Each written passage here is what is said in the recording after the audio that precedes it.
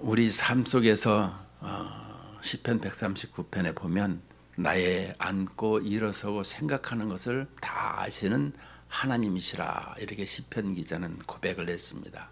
물론 다윗의 시죠. 오늘 이렇게 바라볼 때 오늘 이 감찰하시는 하나님이라고 하는 것은 우리가 창세기를 계속해서 공부해 나가고 있는데 15장에서 하나님과의 약속을 그렇게 잘 했다가 16장에 와서는 그 하나님의 말씀을 이렇게 어그러지게 하고 이 인간의 본성으로 돌아가서 하나님의 뜻보다는 내 뜻을 살다가 이렇게 어려움을 당하고 그 상황 속에서도 하나님께서 나를 보고 계시는구나, 이것을 알게 되었습니다. 우리는 하나님이 말씀하시는 것을 잘 기억하고 기다리고 기다려야 됩니다. 근데 기다리지 못한 그 상황에 이 삶이 이렇게 되었더라라는 것이 오늘 16장의 내용입니다. 먼저 이 16장 1절을 보게 되면 아브라함의 아내 사레는 출산하지 못하였고 그에게 한 여종이 있으니 애굽 사람이요 이름은 하갈이라. 3절까지 보겠습니다. 사레가 아브라함에게 이르되 여호와께서 내 출산을 허락하지 아니하셨으니 원하건대 내 여종에게 들어가라. 내가 혹 그로 말미암아 자녀를 얻을까 하노라 하매 아브라함이 사레의 말을 들으니라. 아브라함의 아내 사레가 그 여종 애굽 사람 하갈을 데려다가 그 남편 아브라함에게 첩으로 준 때는 아브라함이 가나안 땅에 거주한 지 10년 후였더라. 자, 여기도 10년 후라는 것을 잘 보셔야 됩니다. 왜 이렇게 자세하게 아브라함이 가나안 땅에 거주한 지 10년 후가 되었는가? 우리는 15장에서 하나님께서 나에게 자식이 없습니다 할 때 자식을 주겠다고 약속을 했어요. 그 약속을 했는데 그 자손을 뭘로 나를 이렇게 약속을 확증시켜 주실랍니까? 그러니까 3년 된 소, 이게 짐승들을 반으로 쪼개서 해놔라. 내가 약속을 그렇게 지키겠다. 그리고 횃불이 이렇게 지나갔어요. 생명이 완전히 분리되는 것을 말하는데, 이렇게 약속을 지키지 않으면 누군가는 죽어야 되지 않겠니? 하나님께서 자신을 담보하면서 죽음으로써 이렇게 내가 너에게 자손을 주겠다. 근데 그 씨는 제라라고 하는데 이 씨가 복수이지만 여기서는 단수로 나와 있어요. 그러니까 장차 오실 메시아를 예표하고 있는 말이겠죠. 그러니까 자손을 주시는데 그 자손은 장차 이 이삭으로 말미암아 태어날 이 예수 그리스도를 말씀해 주고 있는 것입니다. 그리고 이제 이 16장에 넘어왔어요. 이제 자식을 준다고 하는데 여기 보니까 사레가 1장에 뭐라 그랬어요? 아브라함의 아내 사레는 출산하지 못하였고 그에게 한 여종이 있으니 애굽 사람이요 이름은 하갈이라. 자, 이 3절에는 10년 후에 따르면 나이가 이제 많이 먹었어요. 여자가 생리가 끊겼더라, 이런 말을 하고 있는 것입니다. 왜냐하면 2절에 보니까 사레가 아브라함에게 이르되 여호와께서 내 출산을 허락하지 아니하였으니 원하건대 내 여종에게로 들어가라. 출산을 하려고 그러면 생리를 해야 되는데 이게 할 수가 이제 하질 않으니까 이거는 하나님께서 나에게 씨를 주시지 않을 모양이다. 그러면 내 첩이라도 들여서 드려야 이 씨를 이렇게 후대를 이세야 되겠다, 이 생각을 지금 하게 된 것입니다. 그러니까 이것을 3절에서 뭐라고 하냐 그러면 2절에서 하반절에 여종에 들어가라 내가 혹 그로 말미암아 자녀를 얻을까 하노라 하매 아브라함이 사레의 말을 들으니라. 자, 아브라함이 사레의 말을 들었어요. 하나님과의 그런 찰떡같이 약속을 했는데 하나님의 뜻보다는 자신의 뜻을 앞세웠더라 이런 말입니다. 우리는 이 부분에서 왜 하나님의 뜻을 쫓아 살아가는 인생들이 하나님의 뜻을 생각하지 아니할까? 사람들은 때로는 하나님을 기쁘시게 하기 위해서 기특한 생각을 하는 사람들이 있습니다. 내가 뭔가를 좀 해드려야지 하나님께, 이런 생각을 할 때가 있습니다. 우리 어린아이들이 우리 부모를 좀 즐겁게, 그래서 가스불로 밥을 짓는다든가, 이래가지고 다 엎어먹고 난리를 피우는, 그 왜 그랬습니까? 기특함을 이렇게 부모에게 보이기 위해서 이러는 것이죠. 오늘 이 말씀을 곰곰이 생각해 보면 하나님께서 말씀하면 듣지 아니하는 창세기 3장에 보게 되면 창세기 2장에서 우리에게 그 선악과를 먹으면 반드시 죽으리라 라고 했지만 창세기 3장에 넘어와서는 뱀이 간교하니라 하면서 여자를 이제 이 여자에게 접근을 합니다. 이 선악과가 먹으면 죽지 않는다. 그런데 그 후에 그 일정이 어떻게 되냐면 이 여자가 그 선악과를 보니까 먹음직도 보암직해서 따서 남편에게 먹으라고 줘요. 오늘 이 본문하고 이렇게 매치가 되고 있는 것을 볼 수가 있습니다. 하나님께서 금하신 것은 하지 아니해야 되고요. 하나님께서 약속하신 것은 지켜야 되는 우리 인생들이 내 생각을 하게 되더라라는 것입니다. 그러면 하나님께서 이렇게 10년 동안 그래서 자식이 준다고 했는데 주지 않는 이유는 뭔가? 이 생각을 갖지를 않고 내 생각을 앞세워서 내가 좀 해보지 뭐 이런 생각을 하게 된다는 것입니다. 이 대리모를 생각한 것은 역사적으로 보게 되면 아브라함이 주전 4000년경입니다. 지금으로부터 우리가 성경을 보게 되면 예수님이 2000년 전에 오셨죠. 2026년 그 전으로 올라가게 되면 구약의 2000년 전에 이 아브라함의 일대기를 해서 약 4000년의 역사를 잡고 있어요. 4000년 전에 고대 이 문헌에 보게 되면은 이 대리모 계약이 있어요. 제가 한번 찾아서 읽어봤는데 고대 문헌에서 이 대리모는 이 후계자 생산을 말씀하고 있어요. 이게 불임의 해결을 목적으로 한 그 전통적 형태, 그러니까 법률로서 혼인 계약의 일부로 기록되었더라라는 것입니다.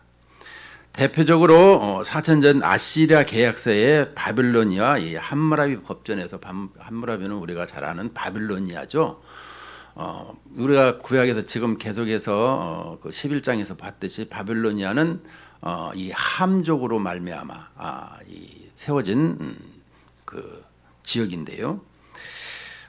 지금 여기 나오는 그 아브라함 일대기를 쭉 보게 되게 되면 그 아브라함은 성경에서 아담으로부터 이 노아까지, 노아로부터 이게 그 아브라함이 이렇게 나올 때에 자꾸 분리를 해 놓고 있는 것을 볼 수 있습니다. 왜냐 그러면 아브라함을 통해서 메시아가 탄생을 해야 되니까 많은 사람들이 있지만 자꾸 나누고 분리해서 이렇게 나오게끔 이 가나안 땅으로 아브라함을 이렇게 하나님께서 인도해서 메시아가 탄생하게 하는 것이죠.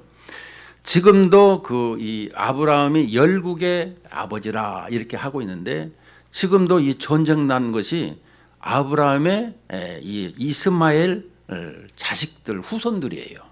보게 되면 그래서 이스라엘 나라를 중심으로 가까이서 항상 괴롭히고 있는, 어떻게 보면 성경적으로 나와 있는 거예요. 자, 그런데 아시리아 결혼 계약서를 보게 되면 이렇게 나와 있습니다. 부부가 있는데요. 라키폼하고 하탈라라는 남과 여자가 있어요. 혼인 후에 2년 동안 아이를 갖지 못할 경우 아내가 남편에게 대리모는 어떻게 얻느냐라고 하면 신전의 여종이나 노예를 제공하여 아이를 낳게 한다라는 계약입니다. 그래서 대리모가 첫 아들을 낳으면 노예 신분에서 해방되고 부부가 그 아이를 자신의 아이로 키운다는 내용이 명시되어 있어요. 그래서 우리가 여기서 지금 이렇게 쐐기 문자로 당시 아시리아의 문자 이렇게 만들어져 있는데 성경적으로 보게 되게 되면 이 사례의 이 얘기의 첫 번째 대리모 얘기가 나옵니다만은 나중에 30장에 가게 되면 이제 라헬이 자기의 몸종 빌하를 이렇게 또 몸종으로 보내는 것을 볼 수 있죠. 그러니까 이 자손을 이어야 된다라는 것을 설명하고 있습니다. 이 대리모에 대해서. 그래서 이 시의 자손은 하나님이 주시는 것으로 이 성경은 기록하고 있는 거예요. 그러므로 이 대리모를 통해서 낳으면은 법적으로는 자기의 자녀가 되는 것입니다. 그 부부가 대리모를 이렇게 하게 되면은, 그리고 그 대리모는 노예에서 자유자로 풀어주는 것이죠. 그래서 우리가 고대 이제 그리스나 이 여러 가지 역사를 보게 되게 되면 전쟁에서 이렇게 포로로 잡은 사람들, 그 노예로 이렇게 하는 사람만 그 노예를 이렇게 신소에다 같이 지낼 때에는 노예로 부릴 수가 없는 거예요. 그렇지만 이 첩으로는 할 수가 있는 것을 이렇게 가르치고 있는 것을 볼 수가 있습니다. 그러니까 오늘 여기 사례가 지금 하고 있는 것은 그냥 어느 날 갑자기 만든 것이 아니라 그때의 전통적으로 내려오는 것을 따라서 대리모를 사용하고 있더라. 이 말을 드리는 거예요, 여러분들에게. 그렇다고 해서 지금 우리에게 이 대리모가 꼭 맞냐? 아니에요. 우리는 다 이 복음으로 예수 그리스도로 말미암아 새롭게 태어난 인생들은, 사도 바울은 그랬잖아요. 결혼 안 하는 것이 좋으나 육신의 정욕을 이기지 못하면 결혼을 해라. 이렇게 말씀하죠. 왜? 주를 위해서 살아가는 인생들이기 때문에 그러는 것입니다. 자, 그런데 이 아브라함이 왜 약속을 지금 하나님의 약속을 잊어먹냐 이 말입니다. 여러분들이 잘 기억해야 될 것은 아브라함은 아주 하나님께서 그 하나님을 모르는 갈대 우르에서 이 여호수아 24장에 보면 우상들을 섬기고 있었어요. 거기서 우상을 섬겨서 하나님의 눈도 안 뜬 하나님도 모르는 아브라함을 선택해서 믿음의 조상을 만들어주는 것을 우리는 기억을 해야 되는 거예요. 오늘도 보게 되면 이 아브라함이 이 하갈이라는 여종을 어디서 데려왔어요? 창세기 13장에 보게 되면 12장에서 이제 그 기근이 들으니까 애굽으로 내려갔어요. 애굽으로 내려가는 것은, 기근이 있더라는 것은 우리가 출애굽기에 보게 되면 사람은 떡으로만 사는 것이 아니라 말씀으로 산다, 이렇게 가르쳐주고 있어요. 근데 그것을 지금 말하고는 아니지만은, 왜? 지금 아브라함이 이 어린아이로 이제 눈 찔끔 떠가지고 있어서 잘 몰라요. 하나님이 자꾸 가르쳐 주시는데 어떻게 가르쳐 줬어요? 애굽 왕으로 이렇게 들어갔는데 그 애굽 왕을 혼내킵니다. 왜?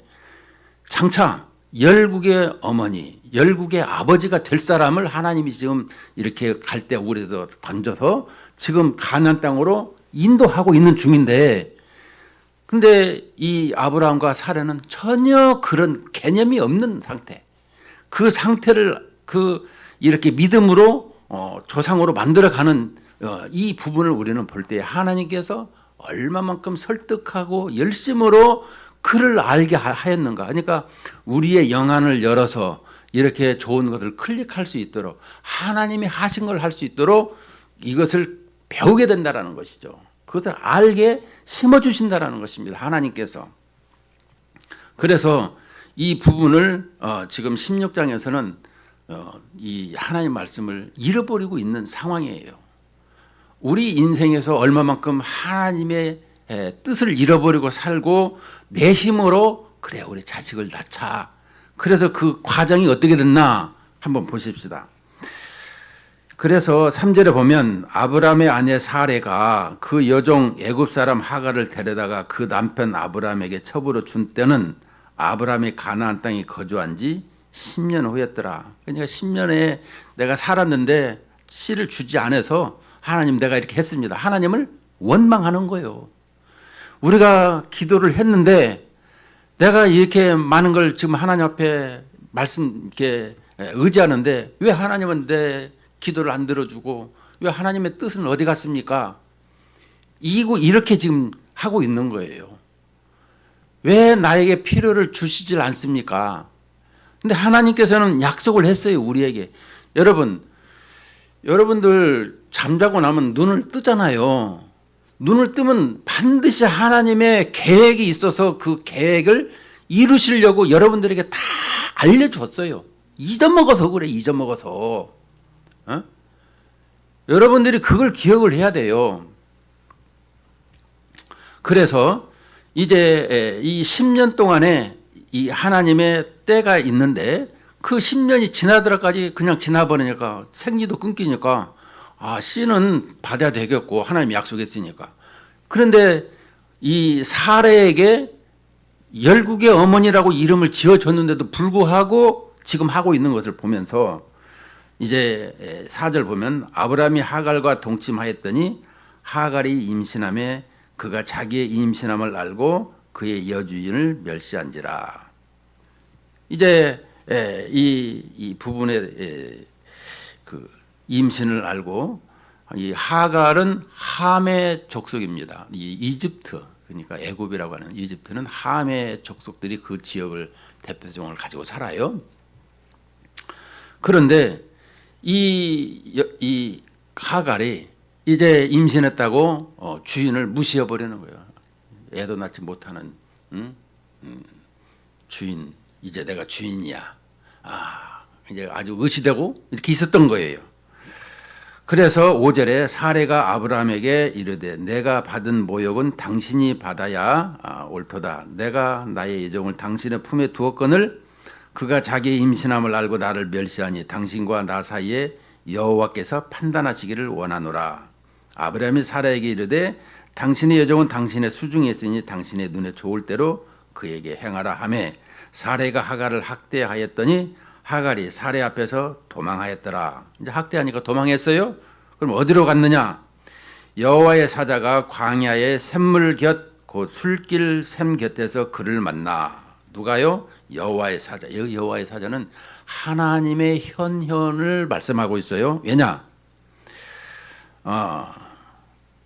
8절에 보니까 이르되 사레의 여종 하갈아 내가 어디서 왔으며 어디로 가느냐? 그가 이르되 나는 내 주인 사레를 피하여 도망하나이다. 여호와의 사자가 그에게 이르되 네 여주인에게로 돌아가서 그 수하에 복종하라. 여호와의 사자가 또 그에게 이르되 내가 내 씨를 크게 번성하여 그 수가 많아 셀 수 없게 하리라. 여호와의 사자가 또 그에게 이르되 네가 임신하였은즉 아들을 낳으리니 그 이름을 이스마엘이라 하라. 이는 여호와께서 네 고통을 들으셨음이니라. 그가 그 사람 중에 들나귀 같이 되리니 그의 손이 모든 사람을 치겠고 모든 사람의 손이 그를 칠지며 그가 모든 형제와 대항해서 살리라 하니라. 하갈이 자기에게 이르신 여호와의 이름을 나를 살피시는 하나님이라 하였으니. 자, 지금 이제 하갈이 여호와의 사자가 계속해서 7절부터 만났는데 이 씨를 번성하게 하고 또 아들을 낳게 하고 또 그 나라를 이렇게 세워주시겠다고 약속을 하시는데 그분이 누구냐? 하나님만이 하실 수 있는 거예요. 그래서 13절에 나를 살피시는 하나님이라 하였으니 이는 내가 어떻게 여기서 나를 살피시는 하나님을 배웠는고 함이라, 이 말을 하고 있는 것입니다. 그러니까 지금 우리가 이 부분을 볼 적에도 이렇게 자기의 힘으로 이렇게 씨를 번성하게 만들겠다 했는데 여기서 보게 되면 이 하갈이 지금 어디로 가고 있느냐라고 하면 자기 고향 애굽으로 가고 있는 것을 말하고 있는 것입니다. 7절에 광야의 샘물 곁 그 술길 샘 곁에서 그를 만나, 그 애굽 옆에 그 도로변입니다. 가다 보게 되면. 그런데 그 가는 것을 막았어요. 왜 막았을까? 아브라함이 이제 어떤 학자가 한 말입니다. 그 주석책에 읽어보니까 만약에 이 하갈이 그냥 가게 둬버렸으면 아브라함이 그냥 자포자기 했을 것이다. 그래서 하나님께서 막아서 이 씨를 낳게 해서 새 힘으로 살아가도록 했을 것이다. 이렇게 얘기하는 부분에 교수 학자도 있더라고요. 어떻게 보면 아마 씨도 없고 걱정이 많이 있었는데 하나님의 약속도 더디는데 이 하갈조차 없었더라면 어떻을까, 이런 생각을 한번 해봤는데 그 말도 일리가 있는 것 같았어요. 그런데 중요한 것은 하나님의 약속인 것입니다. 여기서 보게 되면, 자, 그래서 이 하나님을 배우는 것에서 그러므로 그 샘을 부엘라 헤로이라 불렀으며 그것은 가데스 베레사에 있더라. 그래서 하갈이 아브라함의 아들을 낳음에 아브라함이 하갈이 낳은 그 아들을 이름하여 이스마엘이라 하였더라. 자, 하갈이 아브라함에게 이스마엘을 낳았을 때 아브라함이 86세였더라. 자, 아브라함이 75세에 이제 갈대아 우를 떠났어요. 창세기 12장에 보면 86세면 11년 동안에 지금 가나안 땅에 거주했어요. 1년 여정 걷고 그다음에 10년을 살았어요. 자식이 없었어요. 근데 86세에 근데 자식을 낳게 됐어요. 자, 문제는 우리에게 17장에 가게 되면 이 13년 동안 말씀이 없다가 하나님께서 99세 때에 나타납니다. 그건 다음 시간에 하기로 하는데, 문제는 우리에게 오늘 이 10년 동안의 이 잠잠한 이유는 뭘까? 여러분은 어떻게 생각하세요? 왜 하나님께서 10년 동안 잠잠했을까? 응?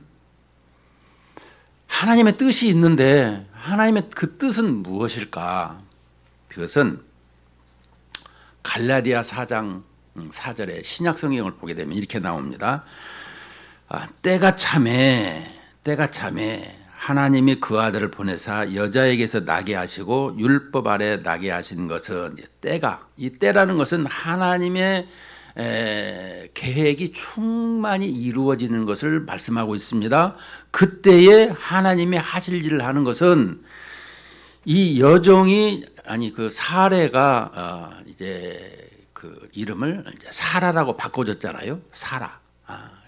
그릇이 아니고 이 사라라고 열국의 어머니라고 이름을 지어줬는데, 이 열국의 어머니가 이제 임신을 해야 되잖아요. 근데 우리가 이 신약 성경에 보게 되면 마리아가 처녀의 몸에서 예수 그리스도를 탄생케 하신 것을 볼 수 있습니다.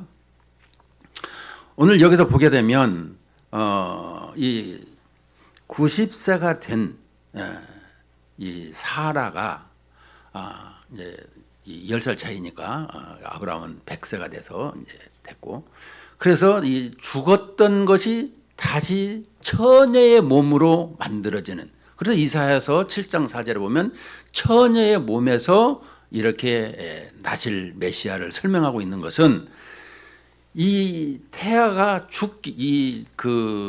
사라의 그 모든 생리가 다 죽기를 기다린 것을 말씀하고 있는 거예요. 그게 하나님의 뜻이고 계획이었다, 이런 말씀이에요. 그런데 우리가 이렇게 다 하나님은 죽은 자도 살리시는 하나님이시라는 것을, 전지전능하신 하나님이라는 것을 그만 깜빡 놓치고 잃어버리고 있다는 것이 문제라는 거예요. 하나님의 계획은 사라의 몸이 다 죽고 다시 태어나는 모습으로 이제 처녀의 몸으로서 태어나듯이 이제 예수 그리스도가 태어나는 것을 설명하는데, 문제는 여기서 사라의 몸에서 태어날 때 어떻게 설명하고 있는가. 신약 성경에 갈라디아서 4장의 22절부터 31절까지를 읽어보면 그 답이 나와 있어요.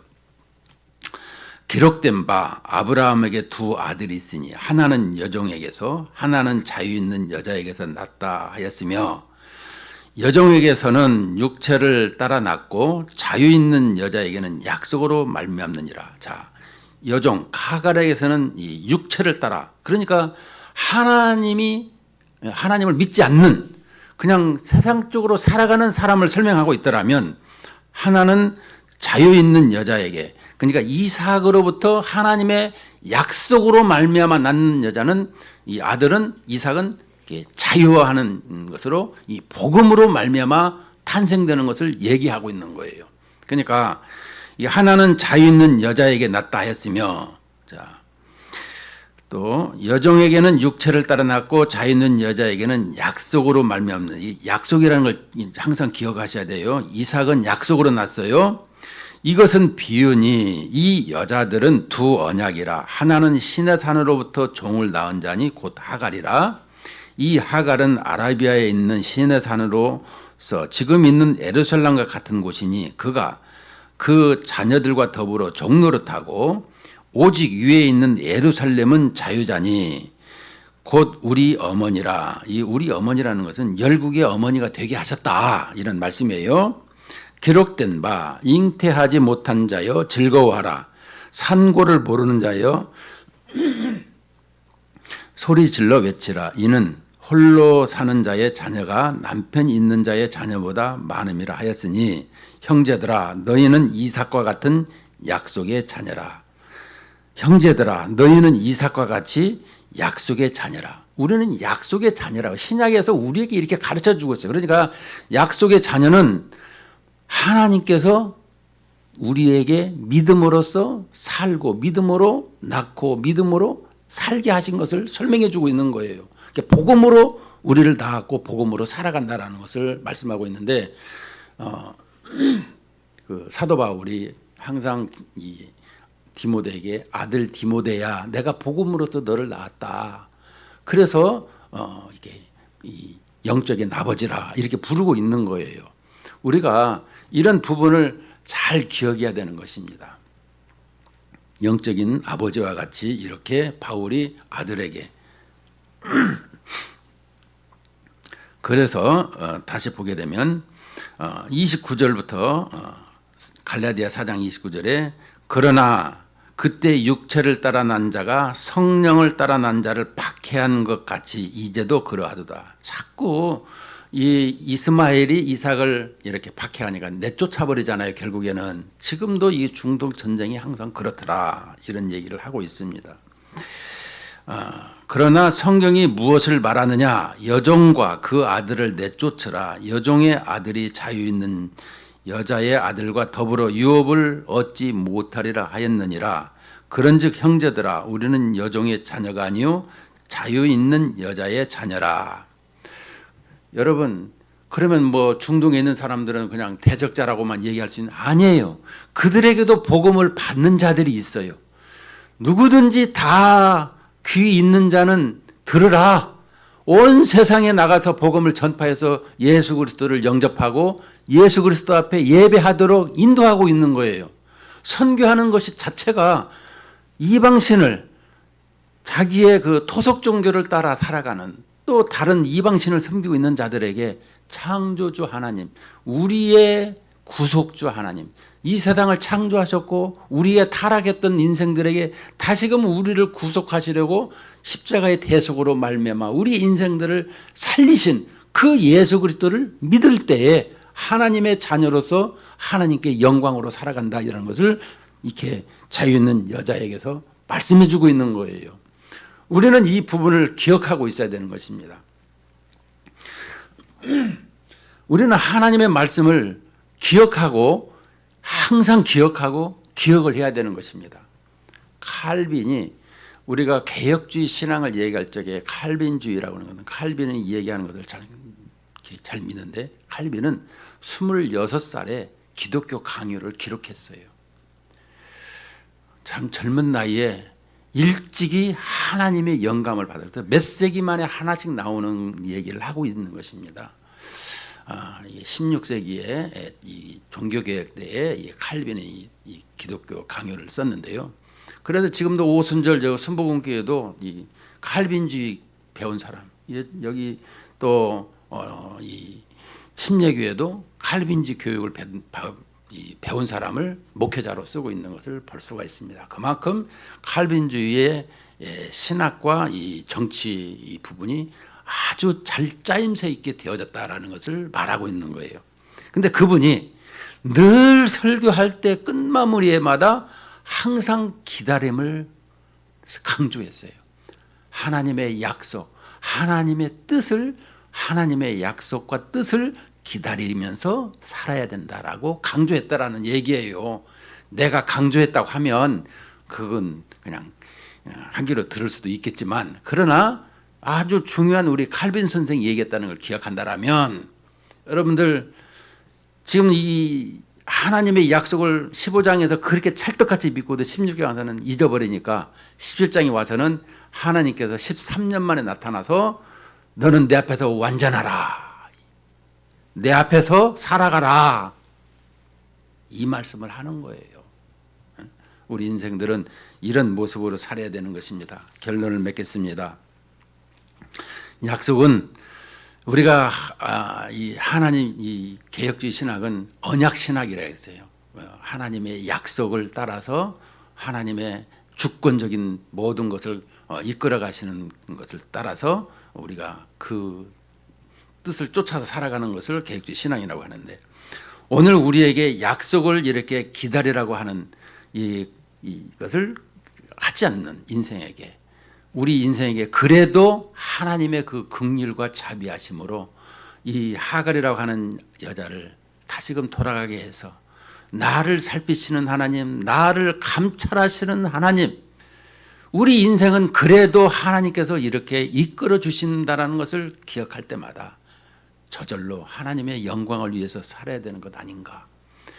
우리는 구조적으로 하나님을 예배하고 하나님의 뜻을 쫓아 살아가도록 만들어졌다는 걸 기억하고, 내 인생에서 먹든지 마시든지 무엇을 하든지 하나님의 영광을 위해서 살아가는 이런 신실한 신앙생활로 하나님께 영광 돌리시기를 주의 이름으로 축원을 드립니다. 기도하십시다.